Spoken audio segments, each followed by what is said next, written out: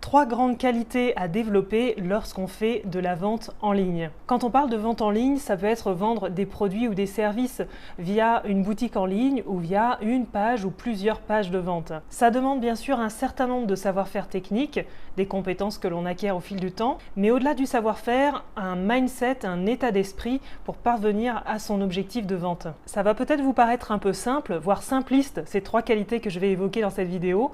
Et pourtant, je les ai observées à chaque fois, chez chaque entrepreneur, chez chaque personne que j'ai pu coacher et qui réussissait. Toute personne qui est parvenue à son objectif avait réuni ces trois qualités. Si tu me découvres sur cette chaîne, moi c'est Nathalie Delot, e-commerçante et formatrice. J'aide les e-commerçants qui ont des difficultés à rentabiliser leur activité, à atteindre le niveau de profitabilité qui leur permet de vivre de leur business. Et pour ça, j'utilise notamment les campagnes publicitaires sur Pinterest. Mes sujets de prédilection, Pinterest, le e-commerce, la vente en ligne.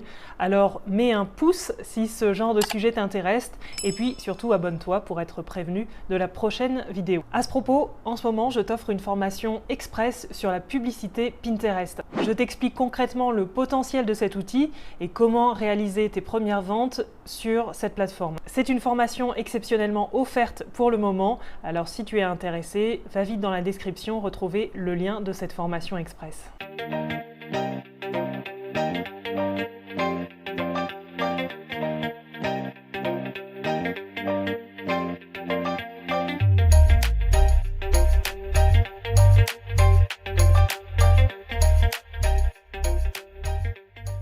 Pour moi, l'une des premières qualités à développer lorsqu'on fait de la vente en ligne, c'est d'abord d'être curieux. C'est un domaine, le e-commerce, dans lequel il y a régulièrement de la nouveauté, du changement. Et ça demande d'avoir l'esprit en éveil par rapport à ce qui se fait, par rapport à son propre marché. Regardez par exemple ce que fait la concurrence, c'est constructif dans la mesure où on s'inspire des bonnes pratiques. Et si on a envie d'implémenter les techniques du concurrent, on va évidemment les adapter à notre sauce. Même si on est sur le même marché, on n'a pas forcément la même manière de s'exprimer avec le public cible, on n'a pas forcément la même culture de produit et pas exactement le même public. Faire de la veille sur son secteur permet de ne pas se retrouver avec une boutique par exemple datée, avec des pages de vente dépassées au fil des années. Il y a par exemple des pratiques que les utilisateurs, les internautes apprécient de plus en plus alors que d'autres sont délaissées. Je prends par exemple le chat en ligne. C'est vrai que de plus en plus d'utilisateurs sont habitués maintenant à avoir ce chat en ligne et à ce qu'on leur réponde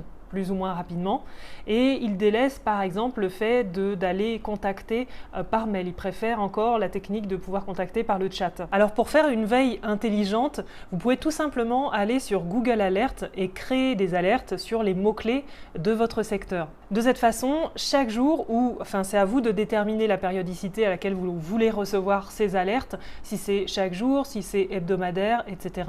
Et donc vous recevez dans votre boîte mail les actualités liées aux termes, aux mots-clés que vous avez déjà sélectionnés. Par exemple, sur le secteur du e-commerce qui est très large, vous pouvez très bien vous créer une alerte e-commerce pour voir passer les nouveautés. Donc à ce moment-là, vous tapez e-commerce, i-commerce ou e-commerce attaché, et vous pouvez d'ailleurs écrire les deux.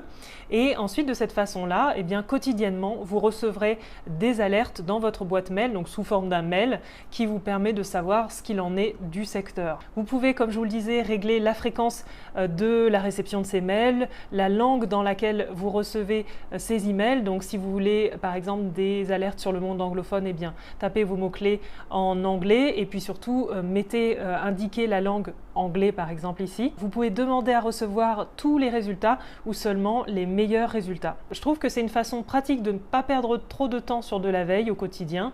Vous recevez vos alertes alors qu'à l'inverse, voilà, si vous passez du temps à lire les sites d'actualité, j'ai envie de dire, vous perdez quand même beaucoup de temps. Si j'ai envie de juste regarder un petit peu ce qui se fait, les alertes, je peux très bien regarder, et puis si j'ai pas envie de les lire, je les mets de côté. Sur les réseaux sociaux, vous avez la possibilité d'entrer dans des groupes qui concernent votre thématique, donc ça c'est aussi une bonne chose pour voir un petit peu, tâter le pouls du secteur. Vous pouvez aussi suivre des personnes, des entreprises qui vous inspirent, et de même que recevoir parfois des alertes par rapport à des nouveaux contenus qui sont créés par ces personnes ou ces entreprises. Vous avez aussi la possibilité d'enregistrer des contenus pour les regarder plus tard. C'est le cas par exemple sur YouTube où vous pouvez enregistrer, vous avez un bouton en bas à droite de la vidéo vous pouvez enregistrer cette vidéo pour plus tard. Donc vous l'enregistrez soit pour plus tard, soit pour regarder plus tard, soit dans un dossier de votre choix. Sur LinkedIn, sur Instagram, sur Facebook, vous avez aussi la possibilité d'enregistrer un post, et quand vous repérez de cette façon-là quelque chose qui vous a inspiré, un post inspirant, le témoignage d'une entreprise qui a réussi avec telle ou telle technique, eh bien vous enregistrez à ce moment-là ce post et vous le mettez dans un dossier de votre choix, par exemple business ou entrepreneuriat, et vous pourrez de cette façon-là le retrouver plus tard. La deuxième qualité à développer selon moi pour faire un bon entrepreneur en ligne, c'est de savoir déléguer, ce qui revient aussi à savoir s'entourer. C'est pas une chose facile, je vous l'accorde. Au début de son business, on va être amené à faire tout soi-même, on va être amené à vraiment être sur tous les plans. Alors une bonne chose parce que ça nous permet déjà d'évaluer le temps que nous demande chaque tâche, de savoir si oui ou non on est bon dans cette tâche, et pour mieux se concentrer en fait par la suite sur les tâches dans lesquelles on est performant et sur lesquelles on a du résultat, où on apporte de la valeur à notre entreprise. Alors dans cet objectif de savoir combien de temps vous prend une tâche, vous pouvez utiliser un logiciel en ligne comme Clockify. C'est un logiciel qui permet de traquer le temps qu'on passe sur chaque mission, sur chaque tâche. Et ça donne un aperçu concret en couleur avec des graphiques de votre temps, de la répartition de votre temps sur une journée, une semaine, voire plus. Je vous conseille de réaliser ça par exemple sur une semaine pour voir là où vous passez le plus de temps dans votre business, sur quelles tâches vous sont vraiment chronophages et sur quelles tâches finalement vous travaillez et où ça donne le plus de valeur. Mais vous verrez que vous aurez vraiment une vision concrète de là où vous passez le plus de temps et là où vous pourrez éventuellement déléguer. Une des tâches que vous pourriez déléguer dans votre e-commerce, c'est par exemple le support client, mais pas forcément au tout début. Je m'explique, parce qu'en fait, les clients, vous les connaissez pas forcément. C'est-à-dire que vous développez par exemple un produit ou vous vous appliquez à améliorer un produit existant, et en même temps, il vous faut le feedback des clients, des utilisateurs, et ça, vous ne pouvez pas l'avoir si vous n'avez pas de connexion avec eux. Donc que ce soit via le chat, la messagerie, le téléphone, ça vous permet de vraiment de réceptionner les appels de ces personnes qui ont à la fois sans doute des interrogations sur le produit, peut-être même, enfin souvent même, ça va vous aider à améliorer votre FAQ, votre page produit elle-même, parce que les gens auront aussi des objections à l'achat et vont pouvoir vous les dire. Quelles sont leurs attentes, quelles sont les questions qu'ils se posent, quels sont leurs freins à l'achat. Ça va permettre d'optimiser progressivement la boutique et de répondre à ces objections. Et je dirais même, si vous avez les moyens financiers de le faire dès le départ, c'est important quand même de rester au contact de ses clients. Par exemple, ça peut être en faisant un point hebdomadaire avec une personne de votre SAV, si c'est une personne au départ, de manière à rester en contact. Comme ça, il y a aussi des cas particuliers dans lesquels de toute façon vous serez amené à intervenir. Donc ça vous permet comme ça de rester au contact de la demande, des besoins de vos clients. La vente en ligne, ça demande beaucoup de compétences, soyons clairs, mais il y a des tâches dans lesquelles on est à l'aise, on est performant, on est rapide. Il y a d'autres tâches qu'on aimerait pouvoir déléguer parce que justement on va trouver des personnes qui seront plus rapides et plus efficaces dans ces tâches-là, d'autres personnes qui feront mieux en moins de temps que vous et donc qui vous feront à la fois gagner du temps et gagner aussi en qualité. Enfin, la troisième qualité qui me semble indispensable pour vendre en ligne, c'est se former. C'est vraiment se former continuellement. Ça permet de bénéficier de l'expertise d'une personne qui a fait les erreurs avant soi, qui a vraiment creusé le sujet, et ça permet d'avancer bien sûr beaucoup plus vite que si on devait faire soi-même toute l'expertise de, par exemple, d'une nouvelle plateforme. Personnellement, chaque année, je fais des formations, j'en fais au moins une par semestre, je dirais, et à chaque fois quand je fais l'état des comptes, même pour les formations les plus chères, je me rends compte que je les ai toutes rentabilisées. C'est le constat que je fais personnellement. Quand on choisit bien ses formations, on les rentabilise. Alors il ne s'agit pas non plus simplement de prendre une formation et puis d'attendre que ça se passe.